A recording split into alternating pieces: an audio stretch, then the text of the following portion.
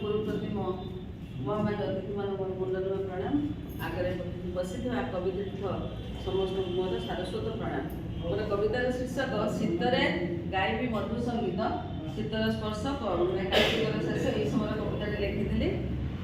Him काकरर मुकुता छिटारे भिजिबाकू मन करी him काकरर मुकुता छिटारे भिजिबाकू मन करी मृदु पाद थापी चुपी चुपी शीत आसिलाणी थिरी थिरी उतरा पवन गेल्हेई हेउछि नाचुअछि आनंदरे उतरा पवन गेल्हेई हेउछि नाचुअछि आनंदरे कौन सूरज खिली खिली हसे बाड़ी घर बगीचारे गछ लता डाले नवीन प्रभाते शीत लेखे मन कथा गछ लता डाले नवीन प्रभाते शीत लेखे मन कथा भाव पीरतीर मधुर छंदरे छुँअछि मादकता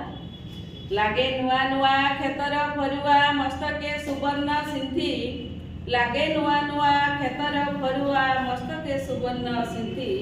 सबुज पाटरे विचित्र ठाणी रे धरा बुली रूपवती गाँ दांड भूई नियारा लागई संपर्क दियई जोड़ी प्रेमर शिकुड़ी प्रीति दिए बड़ी सजाए गपर पेड़ी माँ वृंदावती सरागे देखई कार्तिकर उपचार मंदिर प्रांगणे शंख घंटा नादे मुखरित कले बर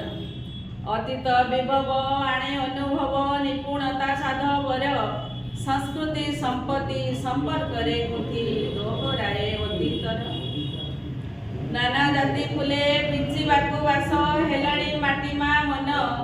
नाना जाति फुले बिंचिबाकू बास हेलाणी माटीमा मन पणतरे भरी भଳି भଳି शोभा କିଣିବ ଜଗତ ଜନ ଶୀତ ସମ୍ଭାରରେ ମନ ହଜିଯାଏ ହେଉଅଛି ଆନନ୍ଦିତ ଇଚ୍ଛା ହୁଏ ମୋର ଗାଇବାକୁ ଟିକେ ମଧୁ ଭରା ମଧୁ ଗୀତ।